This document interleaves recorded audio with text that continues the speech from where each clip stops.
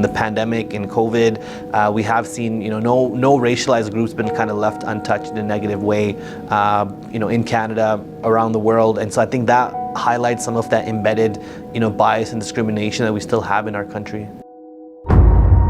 What you saw last couple of years here, especially the summer of 2021 in Edmonton, where you saw a lot of hate crimes against female Black community members, Somalian, Muslim, really came to the forefront then. And then, with the advent of Trump and Trumpism and the nod, I guess, for lack of a better term, to empower people that are kind of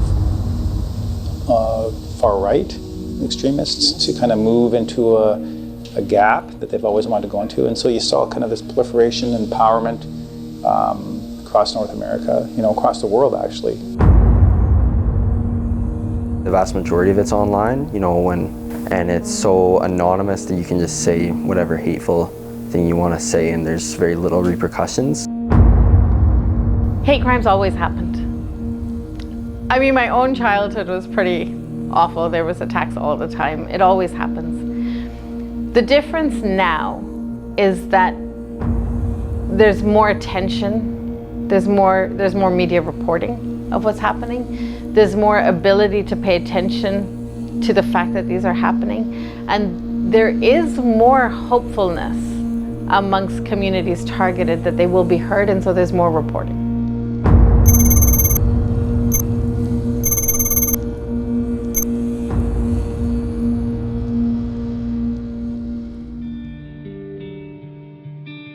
We developed Stop Hate, which is one of Canada's first third-party hate reporting tools that allow Albertans to at least document hate incidents, because oftentimes when you don't document, it's like it didn't happen. Our experiences generationally have given us very different ways of seeing and very different points of view. And we're going to need the ways, the culture, the points of view of those most marginalized in society to lead and to form solutions going forward. So one of the things now we are trying to work on in the work that I'm doing is trying to develop like a baseline of community support for victims of hate. So it doesn't matter, which community you might belong to.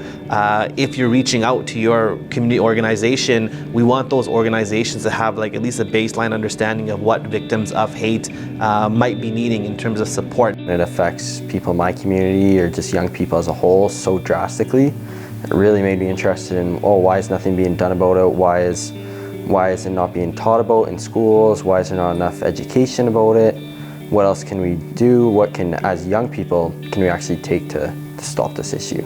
I reached out to the Organization for the Prevention of Violence, another Edmonton-based organization, and we want to, let's get young people involved, let's set up some sort of youth initiative. But first, it's important that we base it in research and we base it in like true data and findings. We ask people if they have encountered hate or extremism online. We provide definitions, and then we ask them if you've experienced it. If you have, how did you respond? And then going forward, what are some solutions that we can address this issue? I learned a bunch of things. There's a lot that we got out of it, and some of the key points is that a ton of young people experience or have encountered hate or extremism online. It quickly ripples into the community and manifests that kind of fear and insecurity, anxiety, anger, wanting retaliation. If you could imagine getting assaulted, right, punched because of your race. The next day, that person that's been punched is feeling all those things. Like they can't hide their identity. So just walking out of their home or their place of work or their place of worship or their place of play is causing them great distress. Not only them, but also the community members. They understand that they could be next.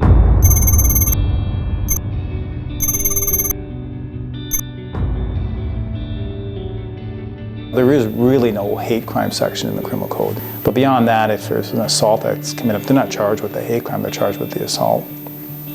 We have a crime that terrorizes communities, that sends all those impacts out there, and we don't have legislation for it to protect those communities.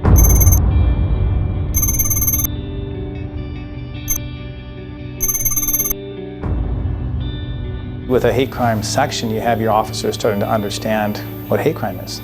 So they move into understanding hate crime, recognizing it quicker, recording it, identifying it, and investigating it, and writing it as a hate crime section. How do we do this? I think we come together in communities. We need to invest in education on anti-racism. I've also learned that young people truly believe that education, young people educating young people, is the best approach to solving hate and extremism. My initiative is making workshops so that we're teaching junior high students, so before they get to high school, what they're about to go into, like before they're at that level, learn about the issue, learn what is hate, learn what is extremism, and then you can be a little more responsible and a little more aware. It's about, not clicking on the extremist content, not clicking on the hateful content, not getting into all that negativity that's online, and really just trying to promote empathy and education instead.